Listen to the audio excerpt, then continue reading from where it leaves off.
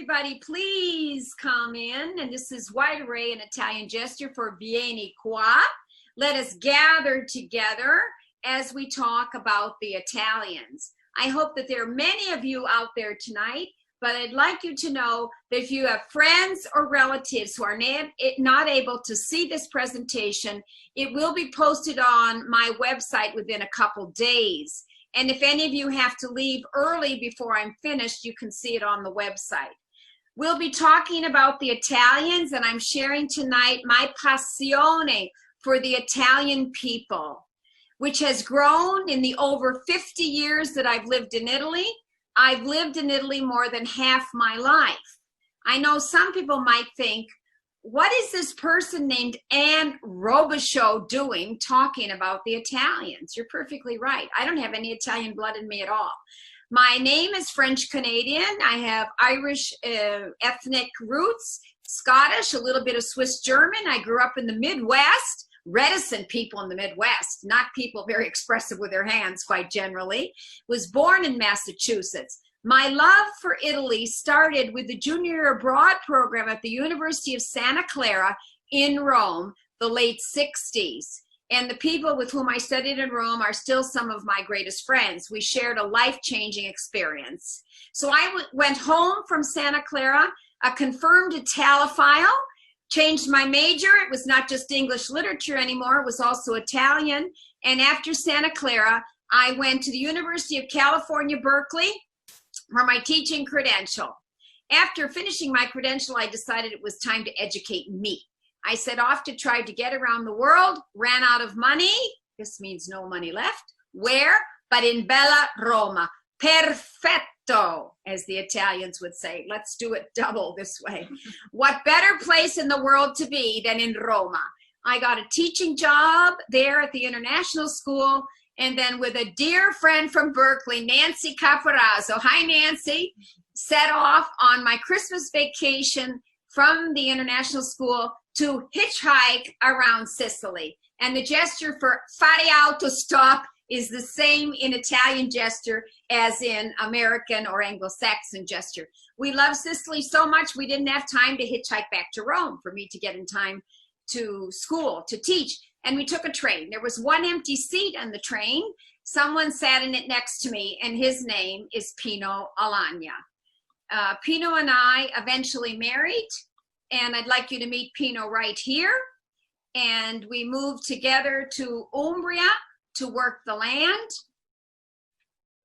We married in about 1978, and we moved to Umbria in about 1975 to work the land into this very simple farmhouse built of stone. And the farmhouse was built in 1926, but doesn't that look medieval? This was built by Gianetto, who lived in the house, and every time he found some field stone, he put it near an oak tree, carted it down to the house, added a little bit of an addition. We were able to afford the rent, kind of just barely. It was, wow, 25,000 lira a month. Translation, $25. It wasn't worth a penny more. There was no heat, no running hot water, no electricity, which we put in, no indoor bathroom. But our desire to work the land was intense, and it was going to be our farm neighbors who taught us everything. This was the house in 1975, and here you can see the house as it is today. Beautifully restored by my husband Pino, who's a fine worker in stone. He restores medieval architecture. Next to our house, he has built lovely apartments. You can see one to the left there, where we often host guests. We do have Europeans coming now to stay in our apartments, and we hope American guests will be returning soon. So this is where we live today. But in the 1970s, when we lived in the old farmhouse, we were working the land at the old farmhouse, but I want to show Julia how we worked the land with our farm neighbors. And they taught us everything about not just how to make and bale hay. And here we're doing the cutting of the hay. This is late June of 1975. You can see Pino on the right. Not only how to prune our vineyard, how to prune our olive trees, how to turn a pig into capocollo, prosciutto, and salami, but how to cook the ducks, geese, guinea fowl, chickens, rabbits we were making. Here I am at my wood stove making rabbit cacciatore. And over my wood stove is a lovely creative invention made by Pino to give more light at a time when we still didn't have electricity. That's a tin can, cut open on the sides, candle inside, so I had light over the wood stove. We raised 3 children. Our first 2 little boys were born in the early 80s, Keegan in 1980, Mattia in 1981. He is about 2 years old in this photo. So by the mid 80s, we were still working the land, but we had cut down on the amount of animals we were raising because you don't live off 9 acres anywhere in the world unless you're the rural people of Umbria who have been doing it all their life and have the know-how. So to support the family, we had outside jobs. Pino became a builder in stone. I started an English language school. And I eventually also lectured for the elder hostel programs, and then down the line became an Umbrian guide. And so we have, excuse me, I went backwards instead of forwards. Thanks, Julia. And Julia was born in 1985.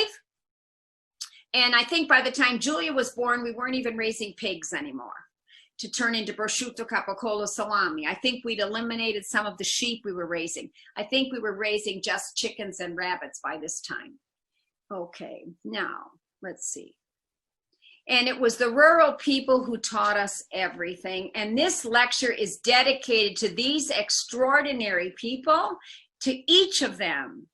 And I'm so sorry they can't come in on this lecture, but none of them know how to Zoom. And this is dedicated to them. They taught us everything. And the subject of this lecture will be those rural people and other people who very much educated both of us. The lecture I'm calling tonight is From the Family to the Piazza, and it's one of a series in lectures in a series called Italians Hands-On. We're going to get our hands on these Italians tonight. And speaking of hands, hand gesture is something inherent in the Italian expression, inherent in the Italians. They speak Italian. Many speak dialects. Dialects can vary north to south, and so can their use of gesture. Gesture appears in their art. This is a Ravenna mosaic of the 6th century AD. When you come to Italy, be sure to see the stunning mosaics in the city of Ravenna, which is east of us on the Adriatic coast. But gestures appear in Pompeii in the frescoes. You know, Pompeii was covered by lava when Vesuvius blew its top in 79 AD. Gestures appear in Etruscan frescoes of the 6th century AD in Tarquinia. Gestures appear in art, and gestures are inherent in Italian life. I have given lectures on gestures. This lecture is called Implications of Being Italian Gestures. You can tell from the photos taken some years ago by someone in the Elder Hostel Assisi programs. Elder Hostel, now known as Rhodes Scholar. And as we raised our children, I ran my English language school, but as I mentioned, also lectured for Elder Hostel and other scholastic groups. Now, these Italians use a myriad of gestures when they speak. It's a hand orchestration, if you will. Gestures can mean question marks, exclamation points, commas, parentheses, underscores. Gestures can vary north to south. This is a Southern Italian, Pino Alagna, my husband, using gesture in a 15-minute conversation with our daughter-in-law, Francesca, who's from Orvieto. I must have shot 35 photos of Pino gesturing. He didn't even notice. Here's just a selection. Gestures can vary north to south. Pino was from southern Italy, Palermo. Now, if you look at this picture, the 2 figures on the left are Umbrian. The figure on the right is Napolitano. Up in the left-hand corner is Aldo, 90-year-old shepherd who often grazed his sheep on our land for as long as he could. He's no longer out there. I believe he's living with his son now. And this is Maurizio below him at the local grocery store run by his family. We're going to be talking about family business, who's basically, I said, are you out of prosciutto? And he said to me, "Camarese matta, are you crazy?" And on the right is my friend Adriano from Naples using the Neapolitan gesture for matto or crazy. Here's a difference in gesture between regions of Italy. Lamberto on the left is from Umbria, and his gesture is non lo sopporto più. I can't stand that person anymore. And on the right is Angelo from Roma, and he's not saying non lo sopporto più, I can't stand him anymore.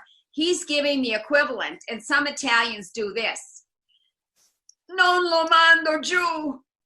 I can't send him down. I can't digest him. He's stuck right here. This is for someone you can't stand. So again, the variety of gestures north to south. Gestures punctuate all conversations, especially conversations of a debate of politics. It's a frequent topic of discussion in Italy.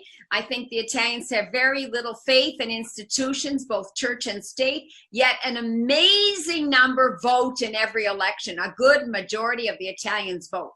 And it's a favorite topic of discussion. In this discussion between Pino and Adriano in his leather jacket in the Cafe of Assisi, in a 20-minute discussion, I must have taken 50 photos. This is just a selection. Did either of them notice I was taking photos? No, they were intensely involved in the conversation. Speaking of politicians, here is a former Prime Minister of Italy, Romano Prodi. Look at the beautiful setting behind him. This is the Quirinale Palace, the presidential palace. He's involved in a political discussion with a member of parliament. His use of gesture, this hand gesture like this is, let's agree, let's synthesize this, let's get to the point. It's a closing up the argument gesture. Ecco, here is another Italian politician. I think you're all familiar with Silvio Berlusconi. He's still involved in politics, and I believe is in his late 80s, Julia. He's, yes, definitely in his late 80s. And you may remember him not just for his political prowess, for his prowess with the young ladies. He was often in the media some years ago. And that same gesture of Silvio Berlusconi is one of the most common gestures used in Italy. What are you talking about? What do you think? Why do you believe this? Pino above is saying that can't be true. How can they tell us that thing? Pepe below is saying on the left, have you heard me? And Fernando here is saying with the same gesture, are you kidding me? I've just asked him if I can go back to their same pizzeria the next night for pizza in Naples. And he's saying, ma stai scherzi? Are you joking? So this is one of the most commonly used gestures. Gesture is used to greet people, to say hello and say goodbye. This is the elderly shepherd Aldo, 90 years old. When he herded his sheep to our land, in the summer he would come up here because there was more green grass than in the valley where he lived. Our daughter Julia would often go up the hill to talk to this elderly shepherd of 90 years old. I think Julia was 8 or 9 years old. She'd come home from school, drop off her backpack and go up to talk to Aldo, learning so much from the wisdom of this elderly gentleman. And this is something inherent in Italy, this relationship between the elderly and the young, extremely integral to Italian social behavior. This is an elderly farmer, and his name is Livio. And he is giving me the gesture, come here, vieni qua. He's asking me to come and see his beautiful bunches of celery. Celery that he's been raising for over 50 years. It's a very sought after vegetable here in Umbria because it is a DOP celery, denomination of origin protected. It is a product that can be only grown in a specific area. This breed of celery, I don't know its biological name, it's called Celedo Nero by the Umbrians, black celery. The festival of the black celery is in Trevi every October. Where is Trevi? It's a little hill village not far from Spoleto, here in the center of Umbria. And wow, at the Trevi Celery Festival, you must go into one of the taverne and taste the celery parmesan, nothing like it. This is the gesture also, please come here, expressed by Julia on the right and 3 of her friends. This gesture is not please come here, but this gesture is arrivederci. And what we do is raise our hand and basically we're pulling people back to us. Arrivederci means until we see each other again. This is the elderly tailor of Bevagna, Signor Trabalza. He worked in his tailor shop until he was well over 90. He started working as a little boy, sewing the hems of trousers for his father when he was like 9, I think he told us. When I do my Spello Bevagna tours, he's a highlight.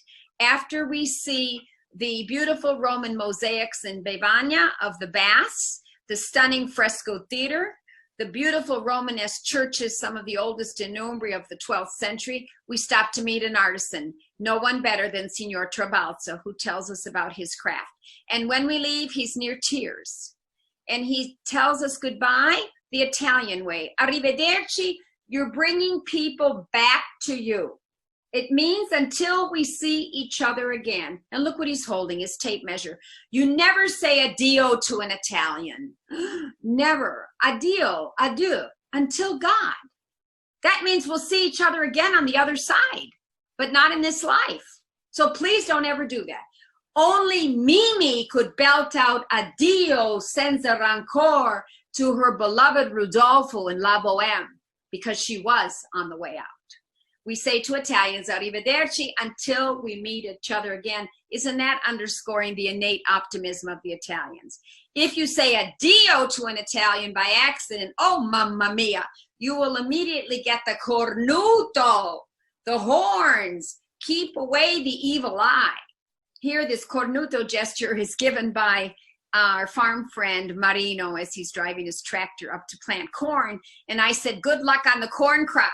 And this is the cornuto, keep away the evil eye, because inadvertently, when you wish someone good luck, you could be bringing down the cornuto, because you're alluding to something which can work out well, but might not work out well.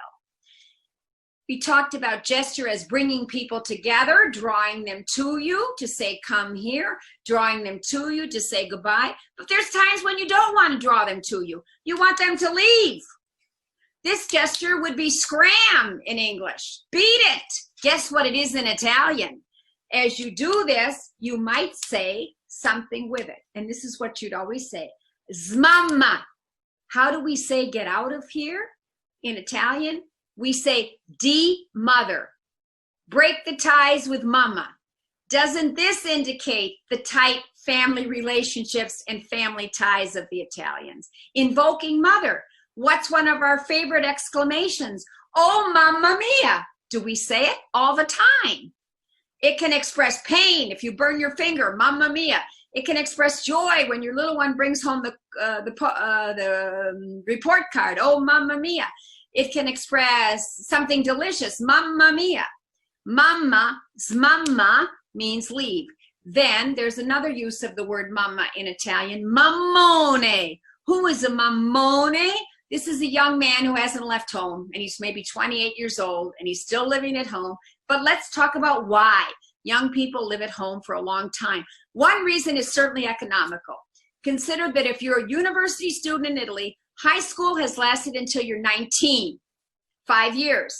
Then on to university. Your university degree will take at least 5 years, probably.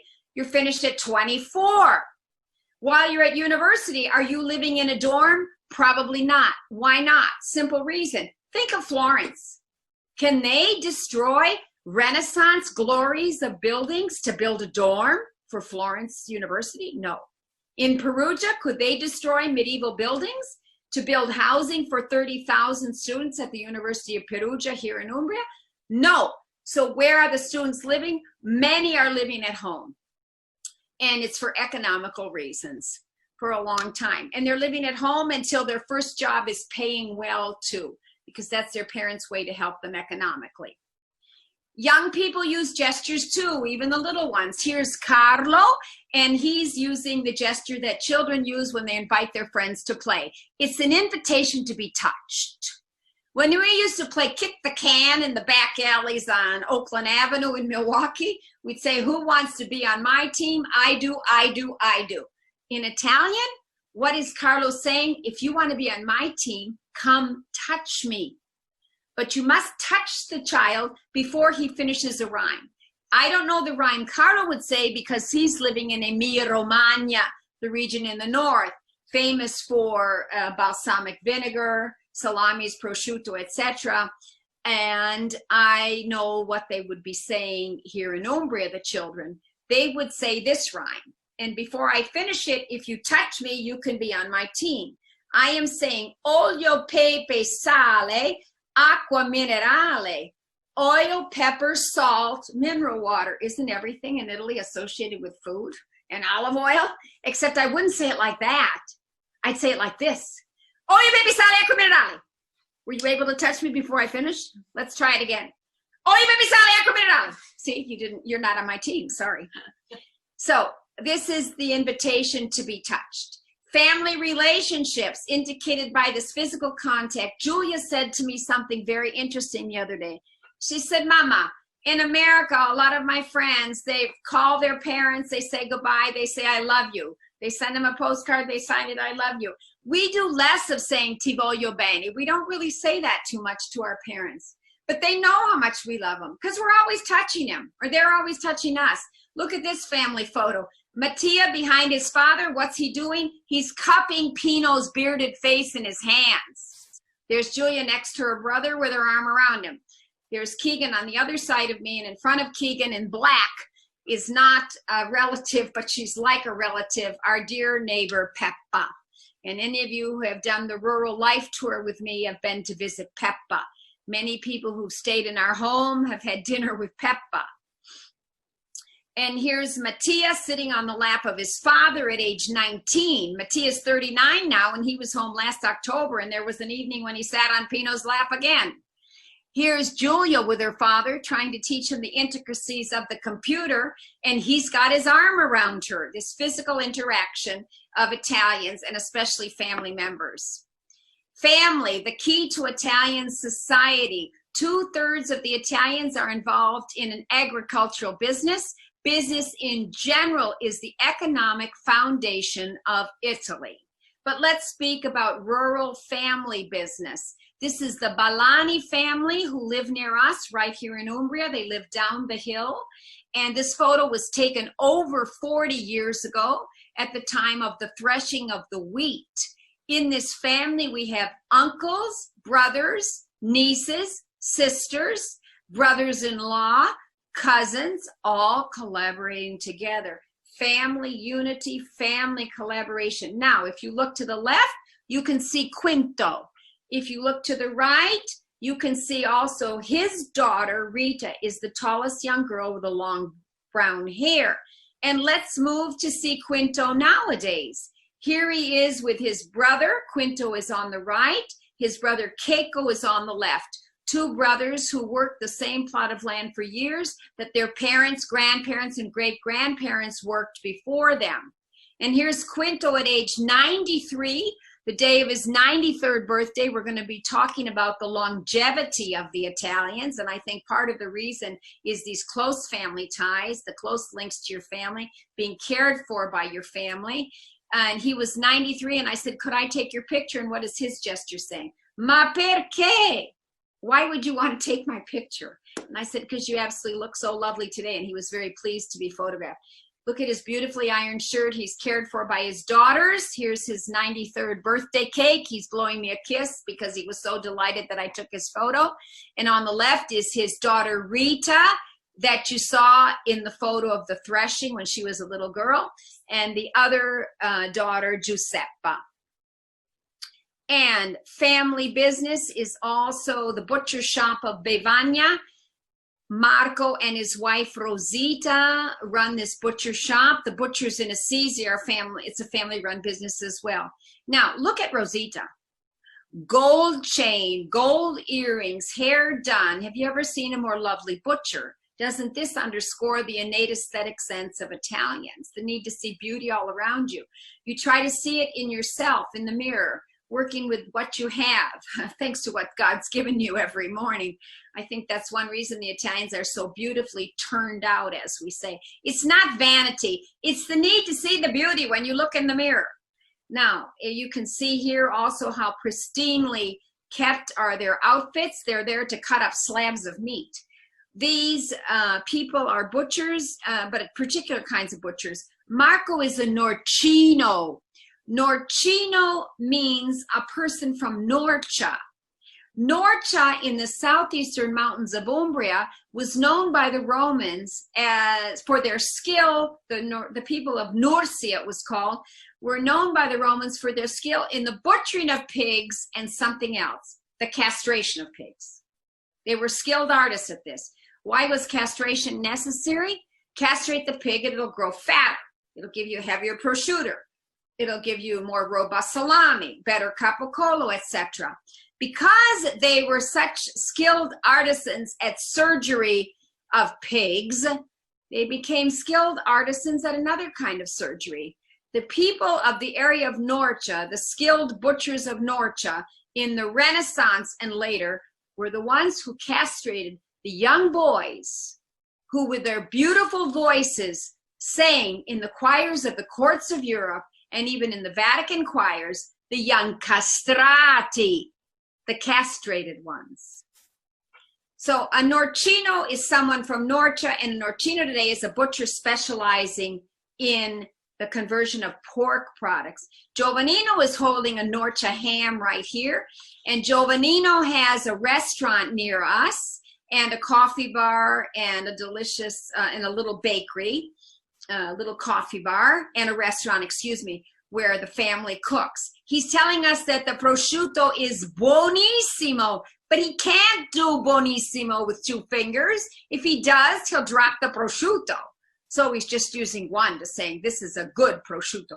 Look at the perfect amount of the red meat, the fat, the lean, the fat, excellent prosciutto. Giovannino is no longer with us, but the business goes on, the family business now run by his son, his daughter-in-law, and his two grandchildren. Very active there. Rita and her mother, Dea, in the blue, are not selling us prosciutto, but another delicacy of central Italy, the porchetta. Porchetta is a sandwich made of the porchetta meat, and that is a roast suckling pig roasted on a spit all night after being seasoned with rosemary, sage, and generally wild fennel. It's a common street food of central Italy, the regions of Latium, where Rome is, Umbria, where I live, and southern Tuscany. And there won't be an outdoor market in any of those regions without the porchettaio in his little truck selling porchetta sandwiches. And here you can see Dea and Rita giving us two Italian gestures. You see Dea back there, and she's in pink this time, slicing the porchetta. Well, we've just asked her a question. Where is a good place to buy wine near here?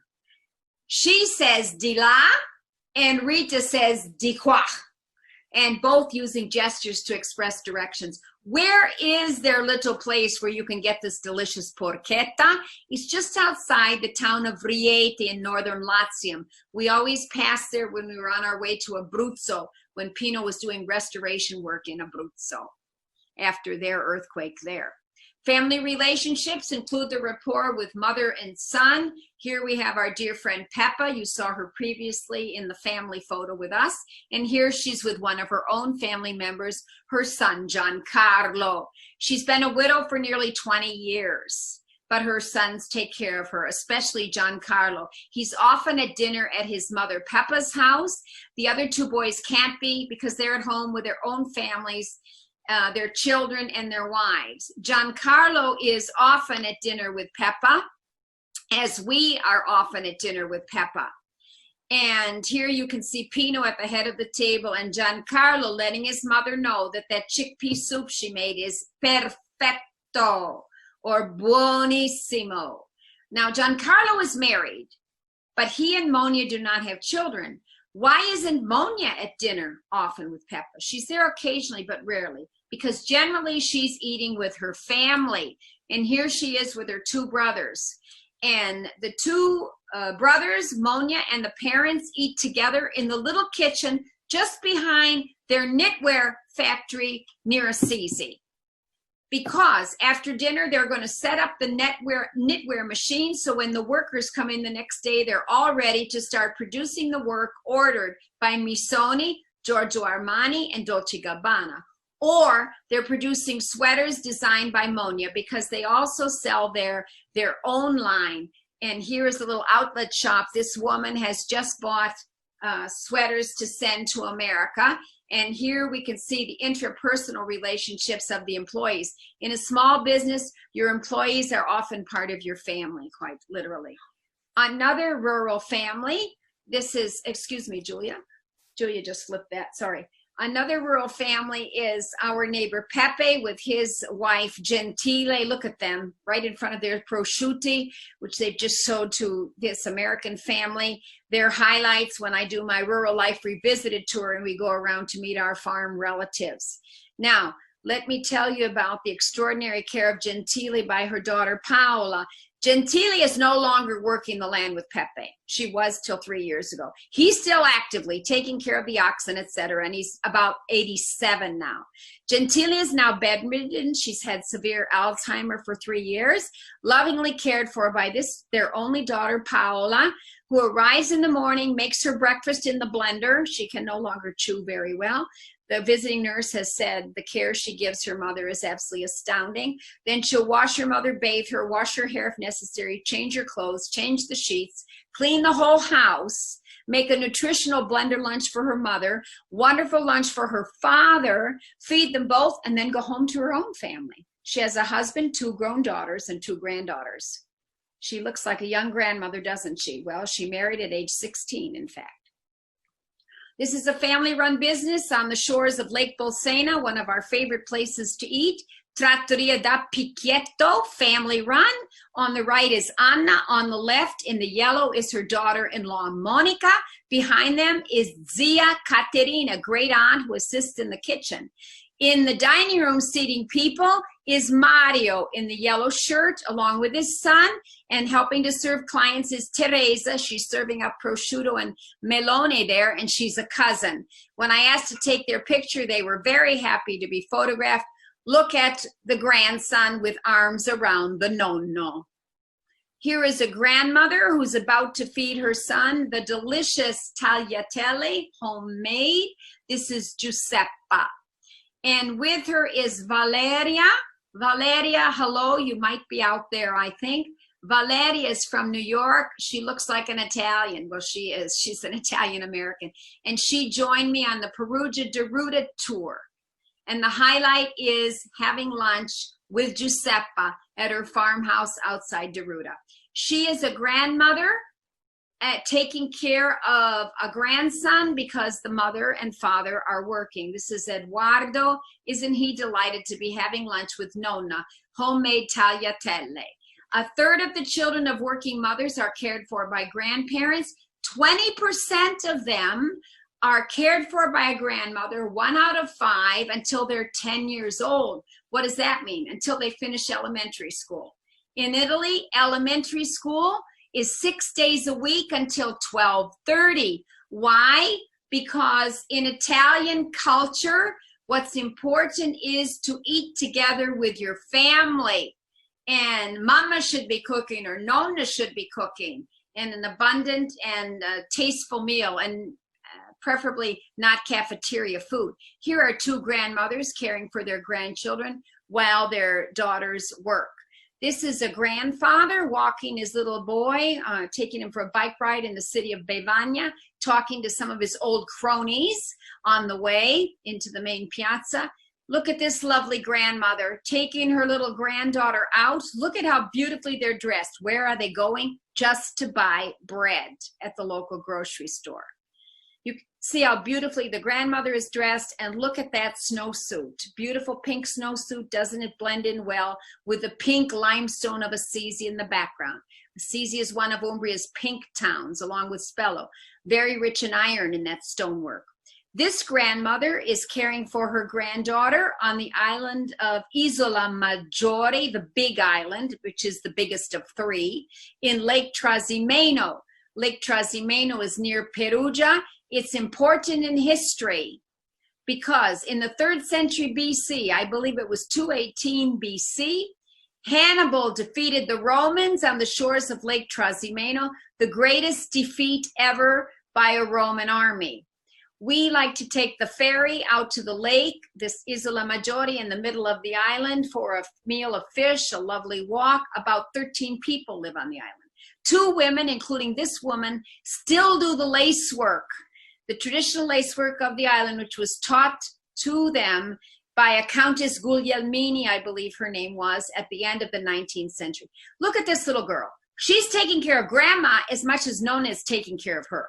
It was a hot July day there. She's there to fan her grandmother. And speaking of this, I must share a story recently told to me by a friend from New York who was in Italy the hottest summer in many a year, 2003. That summer, you may have read about it, many of the elderly in France actually died. The elderly in Italy, a fewer number died. I think one of the reasons is the extraordinary care given to them by family members. This friend told me that in an Italian family, she knew all the children had different times of the day when they should be there to fan the nonna. I have friends who took their elderly to stay in the mountains for a month during that heat wave. They rented a pension just to keep their grandmother comfortable. This set of grandparents is right in the main square of Assisi, delighted to be photographed. No one asked me not to photograph them. This is Gentile giving a grandmother gesture. Ti prego, I beg of you, please be careful, she's saying to her granddaughter. She doesn't want them too close to the oxen. Here's another grandmotherly gesture. Please be quiet. We don't even have to say zitto. We just put our finger up here. It can be a gesture of a teacher. It can be a gesture of a mother. It can be a gesture friend to friend. We have Pep on the right and our friend Raffaella on the left. Zitto. This is a gesture which can be a grandmotherly gesture, a grandfatherly gesture, or a gesture of a parent to a child or a friend to a friend. This is molto arriva. Now you're going to get it. If you do something you shouldn't do, watch out, because here comes my hand. But most grandparents aren't going to get as far as the hand because they're going to do this, like Giovanni, a grandfather and friend of ours in Sicily. Oh, that little one is driving me crazy, Mom. You bite yourself to hold yourself back from doing anything dramatic with that little one or that person or whatever. This gesture can also indicate remorse, self-incrimination, great regret. Example, oh, I wish I bought that cashmere sweater at Monia's the other day, and I didn't. I went back today, it was sold. So regret with myself. Grandparents participating with grandchildren in our festivals. On the left, grandfather and grandson at the Calende Maggio, our May festival in Assisi. Calende Maggio means the first 10 days of May, celebrated in glorious celebration and pageantry every May except this year. So come next year so we can live the glory together. In Gubbio, their mid-May festival is the C.E.T. We'll talk about that. Grandfather and granddaughter at the C.E.T festival. In Spello, and it should be tomorrow, tonight, the people in Spello should be making the flower petal festivals. They can't this year, they will be next year. And there are 80 flower petal tapestries laid out on the street to welcome the host being carried over them tomorrow morning. That is the Feast of Corpus Christi, 60 days after Easter. This is the medieval festival of Bevagna, grandmother and grandson, and they are working in a scene of the Middle Ages in which they're minting coins. This festival is called Mercato delle Gaiete. It's generally in Bevagna at the end of June. I think the participation with children in active life, including festivals, is one of the reasons for longevity of the Italians. We can see that in the obituary boards, on the obituaries around the small towns. You won't see obituary boards in big cities like Rome, Florence, or Venice because obituaries are in the newspaper. In the small towns, obituaries are on the notice boards. This is the obituary of Peppa's mother, Fausta Bertoldi. She was married to a man named Tobruk. She was the widow of Tobruk. He died first because VED means vedova. My name is Anne Robichaud. Pino's name is Pino Alagna. All women use their own names. Look at the obituary language and consider our obituary language, passed on, which means you were here, now you're gone. Look at the Italian obituary language. This morning, Fausta Bertoldi came to lack to the affection of her dear ones at the age of 96. The sad announcement is given by the children. All 5 children are there. The sister, the daughter-in-law, the sons-in-law, the cousins, the grandchildren, great-grandchildren, etc. And the funeral will be tomorrow. These notices go up within 24 hours. Why is the funeral the next day? Because visiting is in the home, not funeral homes, but right in the home, whenever possible. Who prepares the body? The women in the family wash and dress the person. Antonio Baglioni died at the age of 97, and he will come to lack to the affection of his dear ones, as it said. His obituary is quite colorful. It's got a pink rose. Now and then the obituary notices are introducing color. Rose is symbol of divine love. One of my most memorable experiences ever was participating in the preparation of the body of my mother-in-law, Pino's lovely mother, Signora Vincenza, who died well over 90, and washing and preparing her body for the visiting by family members was her daughter, my sister-in-law, Marilena, and her 2 grandsons, who were about 23 and 26 at the time. A very beautiful and memorable experience for me. Amedeo Battistelli died at the age of 102. Long-lived are these Italians. The average lifespan for women is over 85. For men, it's over 81. The average is just over 83. She was the widow of a man named Gambini. This Benedictine nun died at the age of 105. And her obituary says, yesterday evening, after 81 years of monastic life, surrounded by her fellow sisters, singing the Suscipe, which was written by Ignatius Loyola, Suor Geltrude Maria died. And the Suscipe says basically, receive me, O Lord, according to your word, I will live forever. Do not delude me in my hope. There's the obituary board of Assisi, one of them, about 4. If you walk past the obituary board and you don't look at it, if we see people walking past and not looking, we know they're not from Assisi, because we want to know who's here and who's not here. Visiting the cemeteries is frequent in Italy, especially for the Day of the Dead, which is All Souls Day, November 2nd. Preceding the Day of the Dead is All Saints Day, November 1st.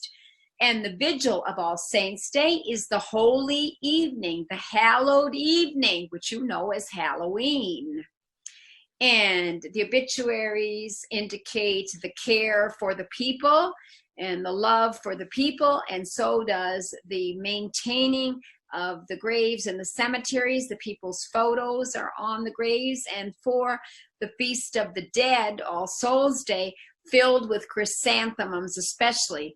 That's a flower that is brought to cemeteries. This woman has white chrysanthemums for her husband. These young girls have 2 chrysanthemum plants for their grandmother, plus some roses. Let me warn you right now, never, but never, but never bring chrysanthemums into an Italian home. Disastro. Very big problems. I inadvertently did it when I was a student in Rome Junior abroad. I was invited to my first Italian home for a dinner by an Italian friend, and I was so proud. I thought I understood Italian hospitality and how to reciprocate it, to go with a bottle of wine or beautiful flowers, and I had a huge bunch of chrysanthemums. It was October. My friend's mother opened the door and screamed, and then launched the cornuto gesture, 2 hands, ah! And she took the flowers, gave them to her daughter, and said, portali a nonna, take them to grandmother. Nonna was in the cemetery. So for that night, they stayed outside the door in the hallway of the apartment, and the next day they went to a cemetery.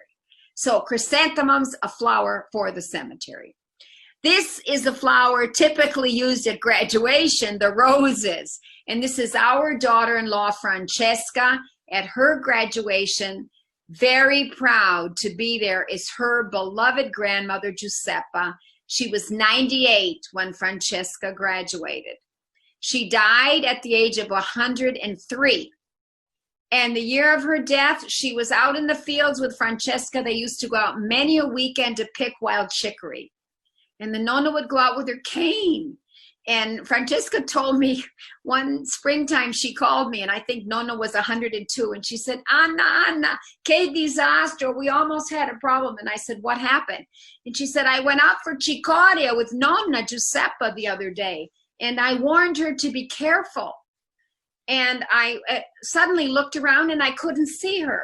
And then I heard a voice, and it was, oh, France, oh, France. And I ran towards the voice, and it was Nonna. She'd fallen in a hole. And I said, did anything happen to her? And she said, no, grazie a Dio. And she said, I just took her hand and pulled her out.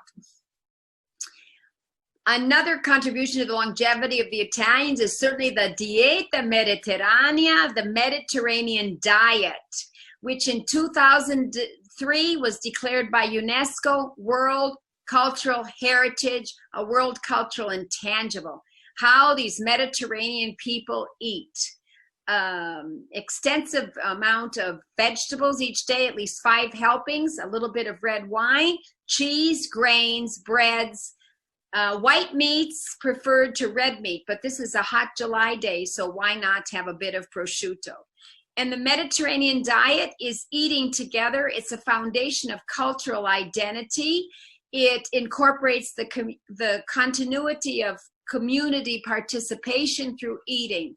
Mediterranean diet highlights festivals, especially the Sagra, the country food festivals that we'll be talking about. It highlights festivals. It's an affirmation of family and family unity. The Mediterranean diet also contributes to the longevity of the Italians. It includes wild field greens that here Jem is picking in the hills outside of Spello. Look at that pink limestone. She's been picking wild chicory and now she's cleaning it. Mediterranean diet is right here too. And this gentleman will live many long years, let us hope. He's just been to the mountains picking wild oregano, which his son is selling at the market. Fruits and vegetables. Look at the beautiful braids of garlic. Doesn't that underscore the innate aesthetic sense of Italians? How foods are displayed at the markets. And the outdoor markets are a key element of the Mediterranean diet. Fresh foods sold at once. This is Livio, and his name is Settimio. He's 90 years old. He lives in the mountains of Umbria, not far from the city of Spello, in a little village called Vallo di Nera, and he's showing his and sharing his sheep's milk cheeses, pecorino. Pecora is the Italian word for sheep, which he's been producing, and he's been raising sheep for about 60 years. He no longer herds the sheep, his son does. Here is Nonna Emilia. Everybody called her Nonna. She was the Nonna of everybody, even our Nonna. And this photo was taken in 1977. She lived with Pepe and Mandina, our nearest neighbors. You're going to learn more about her in my next lecture, which is Memories of Rural Life. And every morning she was out with her broom, sweeping the whole farmyard, because everything has to be perfectly beautiful in Italy. Not just your indoors, but your outdoors. The brooms are made of broom, which is called in English Scotch broom, in Italian Ginestra. It blooms on the hills of Umbria in May. When the flowers fall at the end of June, shortly after that, the men will start binding branches of this broom into brooms that they'll use to sweep out the stalls. The constant walking is contributing to the longevity. This is Gina.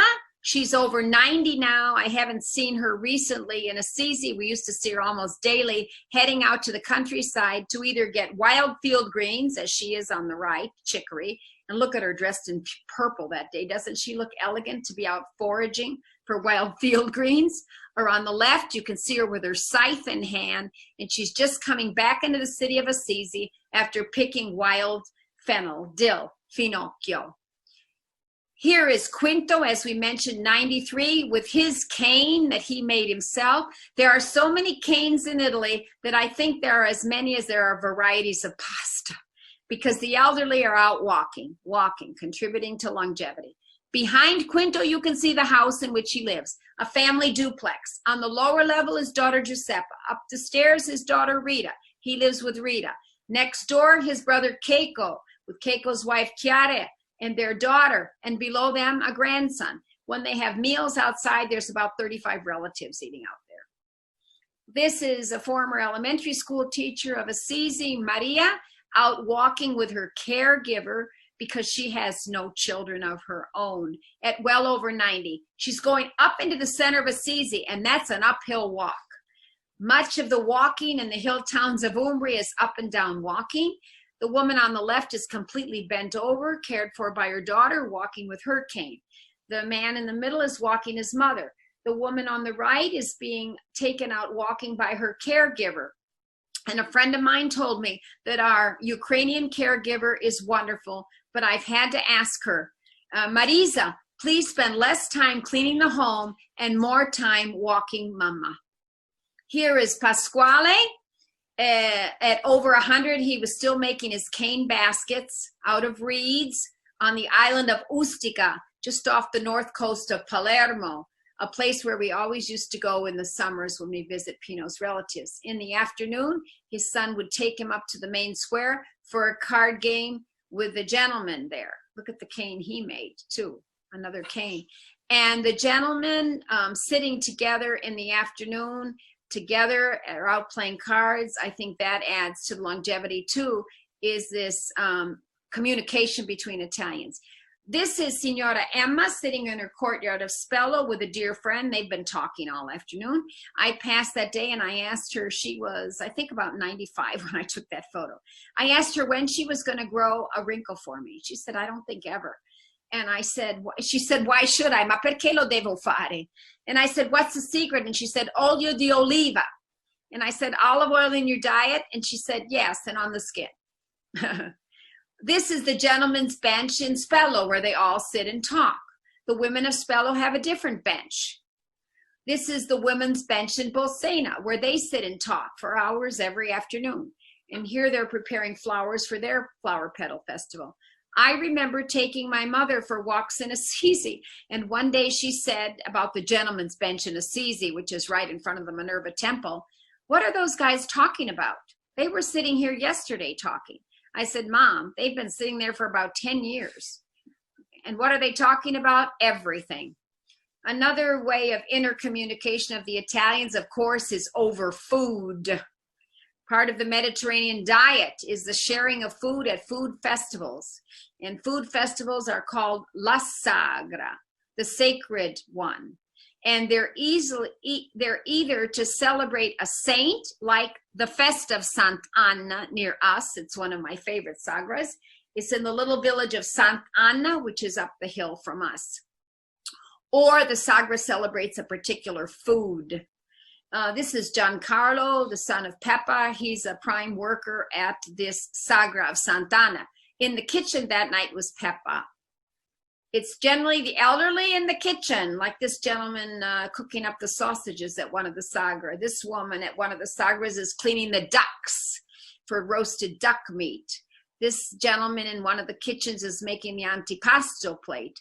These women are making the torta, the Umbrian flatbread, which will be filled with slices of prosciutto. And here's a family group at a Sagra. You can see grandparents, children, parents, always the family group sharing good food. Sagras go on from May to October.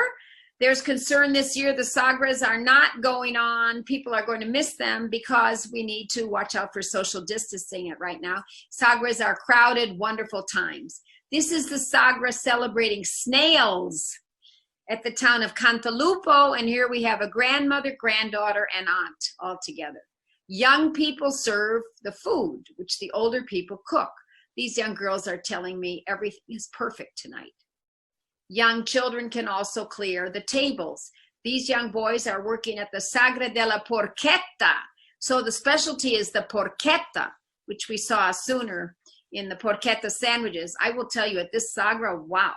The most delicious dish for me, if you can believe this, was ravioli stuffed with porchetta, stuffed with roast suckling pig. It was really to be believed. The elderly people also help clearing the tables. They help with the young people. So again, intergenerational communication. The old people are out on the dance floor with the young people. And the dancing at the Sagras is from 9 p.m. to 1:30 in the morning. And many, many elderly couples spend their summers, actually from May to October, attending Sagras every Friday and Saturday night so they can enjoy the ballroom dancing. Now, won't that keep you in shape? And the little ones follow the older ones around. Sometimes you can see two little girls, age 6, linked together, copying their mother and father in waltzing. And that's how they learn ballroom dancing. This woman is dancing with the young people, not at a Sagra, but at the Robichaud Jazz Festival in Umbria. These people are taking a break from the dancing at a Sagra. And look at them and their connections here, arms around each other. I think this interpersonal relationship and the Italians' facility to do it is also contributed by the high density of population in this country. 60 million people, which is about a sixth of the US population roughly, live in a land area as big roughly as the state of Arizona.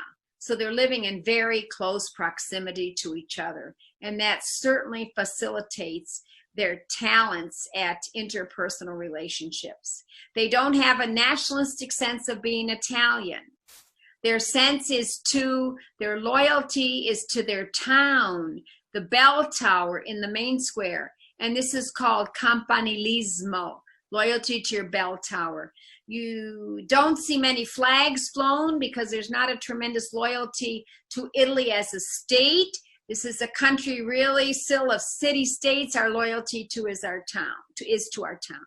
When will you see flags flown? At times of a national crisis. A lot of flags being flown now as we combat together a common enemy, of course, COVID-19. And yes, it's fine to talk about this briefly because it has to do with the current Italian situation. And flags are also flown when we go to the World Cup finals. We weren't in the last World Cup finals. This photo was taken some years ago, and this girl was hoping for Italian victory. Italian flag on her shirt, Italian flags on her cheeks, Italian flags on her hat. So at times of natural disaster, or common disaster, uniting the people, at times of World Cup finals when we're all united for Italia, that's when you see flags. When these events are over, our loyalty returns to our bell tower, campanilismo, loyalty to our town or to a smaller entity. This is a scene from our Calendimaggio, the festival of early May, when two sections of the city compete against each other.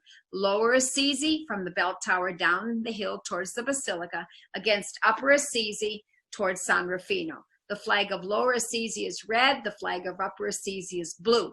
Here's a scene of the Lower Assisi people in front of the bell tower, in front of the Roman temple to the goddess Minerva. And you can see their enthusiasm as they come into the main square. This is done by, this photo by a professional photographer, and I thank him, Francesco Mancinelli. And also the flying of the flags is done. The throwing of the flags is one of the scenes of the pageantry of Calendimaggio, again, in the main square, right in front of the bell tower. And here you can see the enthusiasm of the people as they cheer on La Parte di Sotto. And Calendimaggio, as I'd mentioned before, is the festival celebrating the first 10 days of May. And I think I'd mentioned that. Calende means the first 10 days of the month. Ides of March would be the middle days of the month. Calende is the first 10 days. It's a celebration of spring, of rebirth, of rejuvenation. And our festival goes on for 3 days in early May. It is glorious. When I've taken people to Calendimaggio, one gentleman said to me, this should be on the cover of the book, 1,000 Things to Do Before You Die. To participate in the joy, the glory. Look at the beauty of this as Lower Assisi enters the main square, the elegance of the costumes. Look at the passion of the little drummers as they enter the main square. If you're in Gubbio, Your allegiance is not to a section of the town in which you're born, but to one of the saints rushed up the mountain on May 15th at the festival called La Corsa dei Ceri, the race of the Ceri. Now, the cero is supposed to be candlestick. Cero, as in wax, candlestick, representing the candles carried in the procession, the funeral procession of the patron saint of Gubbio. Oops, excuse me. There he is on his cero, Ubaldo, medieval saint of the 12th century. But Cerfus was the Umbrian god of fertility. So when they raise up the 3 Ceri, one surmounted by Ubaldo, one surmounted by San Giorgio, and his supporters wear the royal blue, which you can see there, and one surmounted by Sant'Antonio, and his ceraioli wear black shirts. Listen, the raising up of the 3 Ceri, may I tell you, is the greatest collective erection in history. And then they race up the mountains. Everything in Italy is an intermingling of pagan and Christian. Here are supporters of the Cero of San Giorgio, and look at these boys, arms linked and holding each other's hands. This interpersonal, primal, face-to-face relationship against official relationships is the key to the Italian character. These girls are ceraioli supporting Ubaldo, and they're marching behind the band, which announces the festivities in the morning. If you're from the city of Foligno, you belong to one of 10 rioni or districts of Foligno. This is a festival celebrating the Baroque period, 17th century. And this woman is from the rioni of the Giotti. I know that because their colors are pale blue and white. Look at these elegant costumes. I have been told that they are each worth about 30,000 euro, roughly translated $25,000. They're conserved in the families. They're made by a tailor. The detail is extraordinary. I have actually met the tailor who made these costumes.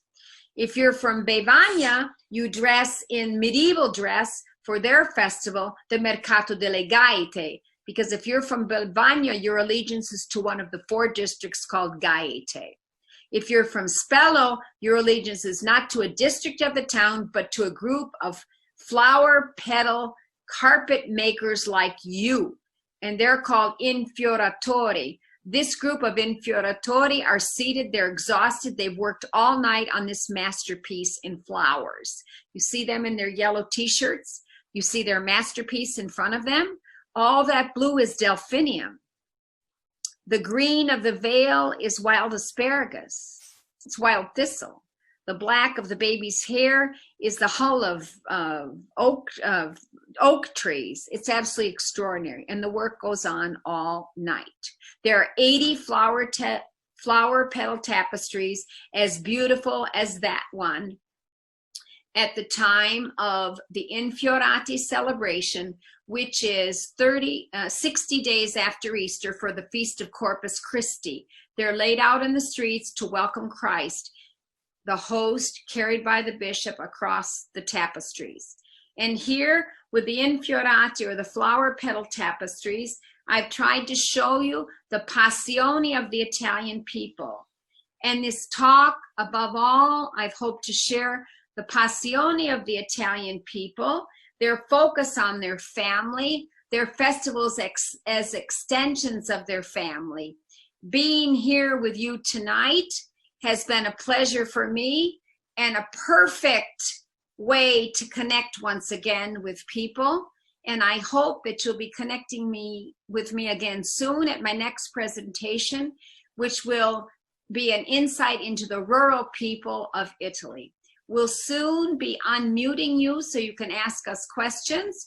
And if you have questions on other days, you can certainly feel free to, or you must go now, you can certainly feel free at any time to email me. You can see my email, ann@annsitaly.com. For many more insights on the Italians, please do follow my blog, which is on my website, annsitaly.com. If you're fond of Italian cooking, there's a whole section on the blog called recipes. And you can meet my family in many of these blog notes, and you can also try some of the recipes of Pinot. The next blog note is going to be about the goat's milk ricotta that Pinot's making, as we're now milking our goats these days. If you look on the website stayassisi.com, you'll see the lovely apartments we rent in the Assisi countryside, and also one in the town of Assisi, and you'll see through those photos the artisan work of my husband Pinot. So now we're going to mute everybody. And I think Julia's, oh no, we're not muting you. We're muting me. No, we're not muting. We're unmuting you. So first of all, I just want to say it's really been for me a perfetto evening. To share the Italians is always a pleasure. And I hope we meet again soon. Thank you very much. Grazie. I can't unmute. They have to unmute themselves. Hi, this is Julia, just the technical help. You will need to unmute. They can unmute themselves. And there are 2 new messages already. So if you want to prefer writing your questions, you are welcome. Excuse me, I've seen the first question I want to answer. Excuse me. This is a wonderful question. Excuse me. How has wearing masks affected the gestures and communication? I love this question, and I meant to mention, due to the present situation of social distancing, the Italians are missing the kisses on 2 cheeks. And believe me, it is devastating for the Italians. When we meet and greet each other, we instantly place the cheek. And which cheek? Left to left, sinistra to sinistra, because it's a peacemaking gesture.